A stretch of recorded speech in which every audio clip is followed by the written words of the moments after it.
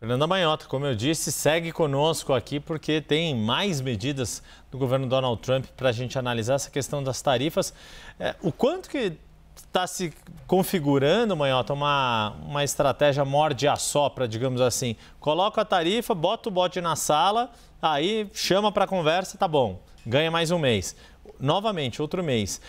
O quanto e como foi enfatizado pela própria Cláudia Sheinbaum, o tom respeitoso da conversa adotado por Donald Trump, que parece, por vezes, soa diferente do que ele tem, de como ele tem agido na retórica, na verborragia dos seus pronunciamentos públicos. Já está ficando mais clara qual é a estratégia de Donald Trump com as tarifas?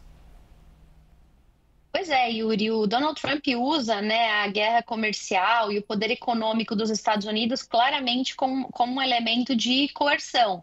Então, a tentativa é recondicionar as barganhas em várias áreas, criando, inclusive, muitas vezes, ações de link entre diferentes temas, né? O que a gente chama na área de relações internacionais de issue linkage. Muitas vezes você faz uma espécie de venda casada para conseguir um ganho numa certa área, você envolve uma segunda ou terceira área que, em tese, não tinham nada a ver com aquilo. Trump tem feito isso com vários países em diferentes áreas. No caso do México e do Canadá em particular, ele vai vinculando não só o comércio, que por si só é um objeto de discussão, já que existe ali déficit comercial e ele sempre está buscando diminuir esses déficits que os Estados Unidos mantêm com alguns países em particular, mas também tem essa linkagem que se faz com a questão do tráfico de drogas, da violência pública que vem derivado disso, das crises todas do fentanil nos Estados Unidos. Então, certamente, a gente está vendo aí um elemento estratégico de convencimento. Ele tenta, por meio da coerção econômica, avançar em temas onde ele sabe que os parceiros vão ter dificuldade de fechar as portas, de dizer não. Agora, o morde-a-sopra, ele também é claro, quer dizer, existem limites para essa coerção e ele vai, aos poucos, agora, tendo que estabelecer alguns recuos. Eu diria que a primeira leva de recuos em relação ao México e ao Canadá recentemente aconteceram já no fim da semana passada, quando o lobby das montadoras nos Estados Unidos muito fortemente bateram de frente com o governo Trump e conseguiram ali uma flexibilização para esse setor. Ali já ficou claro que o morde-a-sopra ia funcionar, né? Quer dizer, ele falou muito publicamente de maneira dura, até no Congresso, como a gente cobriu aqui, mas na hora de sentar com os empresários ali de 3 grandes montadoras, não foi bem naquele mesmo tom ameaçador que a conversa fluiu.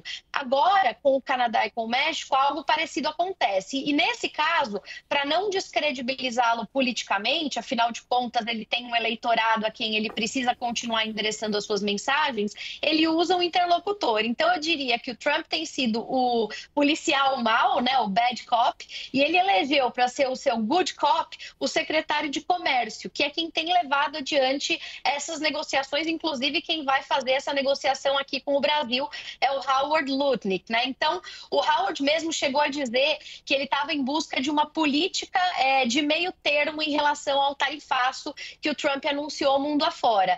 Isso, em outras palavras, significa reconhecer que não vai dar para implementar, ao fim e ao cabo, as medidas tais quais elas foram anunciadas, até porque existe um repique na economia doméstica dos Estados Unidos e, claro, isso vai gerar retaliação pelos países, do que não é do interesse nem dos americanos. Então, entre o que está sendo dito e o que vai ser praticado, vem o Howard Lutnick, com certeza, com alguma novidade aí nos próximos dias. Pois é, secretário de Comércio dos Estados Unidos, com quem o nosso vice-presidente e ministro deve ter uma conversa hoje por telefone. A gente está falando de Geraldo Alckmin. Essa conversa está prevista para acontecer às 17h30 do horário aqui do Brasil. Obrigada, Fernanda Manhota, pelas suas análises e informações.